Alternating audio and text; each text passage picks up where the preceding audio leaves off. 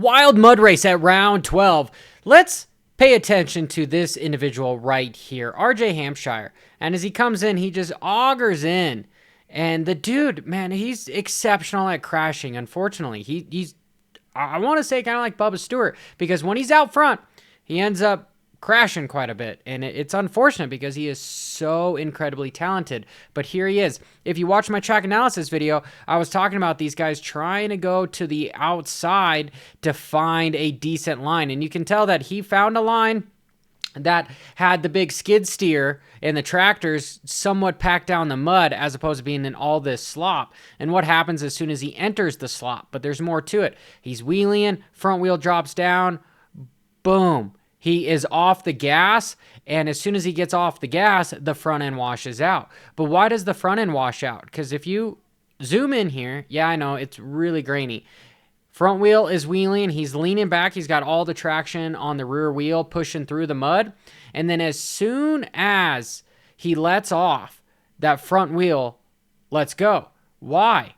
Well, he's still got the hole shot button down. Truthfully, in this mud race, I don't know why these guys still had their hole shot buttons down. It would have prevented this from happening, in my opinion. Yes, it's minute and it's very small. However, having that motorcycle somewhat compress and be able to be free-flowing would have prevented it from just being like a hardtail, and then as soon as there's no traction, he's already low to the ground. Boom. So he crashes, and he goes down, and it ruins his night. We had incredibly entertaining rides from Cooper Webb. Truthfully, he was the Hard Charger Award doing 3.2 miles an hour. But watch what happens here as he just augers in. His foot kind of dabs, and he gets just briefly cross-rutted, but you can see how he is holding the handlebars. He doesn't want his hands to get muddy, and so he pulls in that clutch, and as soon as he goes down, real easy slide, he's able to just pick the motorcycle back up, and he's got minimum amounts of mud on his hands, at least on his palms.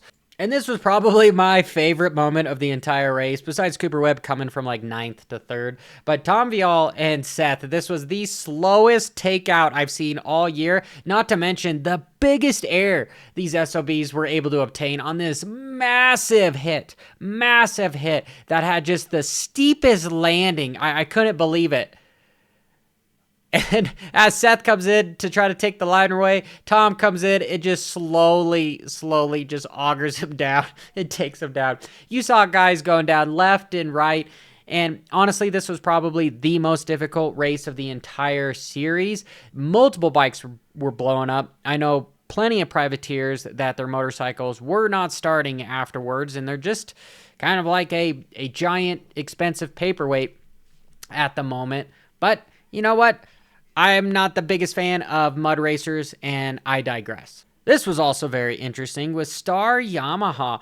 They've got all this foam, and was this foam meant to be able to prevent mud from getting in the shock?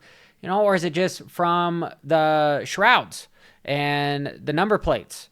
I think it's got something to do with the shock to try to prevent the shock from getting completely packed in. And also what was interesting is I was surprised that these guys didn't use tire warmers or anything.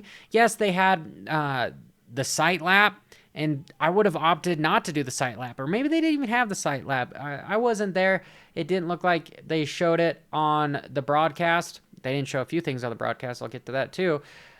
But, you'd have tire warmers, something to cover up these tires to have the best contact on the grate. Instead, they have all this mud, so the mechanics were in a race to try to clean everything off, which I thought was like, why? And if you got mud on the tires, that means there's mud everywhere under the fenders and whatnot, so your bike is heavier. And as meticulous as these mechanics are, you would think that, hey, lighter motorcycle means faster start. I don't necessarily know why they would do this.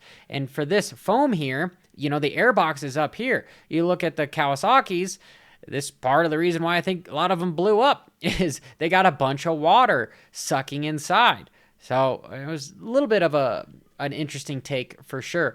But if I move on to what the broadcast did not show, was they did not show Cooper Webb on the last lap. Him getting around Barsha, Roxon, and Sexton. So there's Roxon. He goes right around Roxon because Roxon crashed. Webb's up next. I believe he's going to get around Barsha and then just go right around the outside of Sexton. There's Sexton. And he's just riding around these guys like they're going backwards, which is interesting, even though Webb didn't look like he was going incredibly fast. But they did not show this. Instead, we were watching AP celebrate, which is all good, but that should be kind of like a highlight reel. We should be watching the race at the time, or at least have multiple cameras on that. Anyway, this is Johnny Hopper. I hope you guys enjoyed this week's breakdown. Till next time, keep it WFO. Ba-da-da-da-da-da.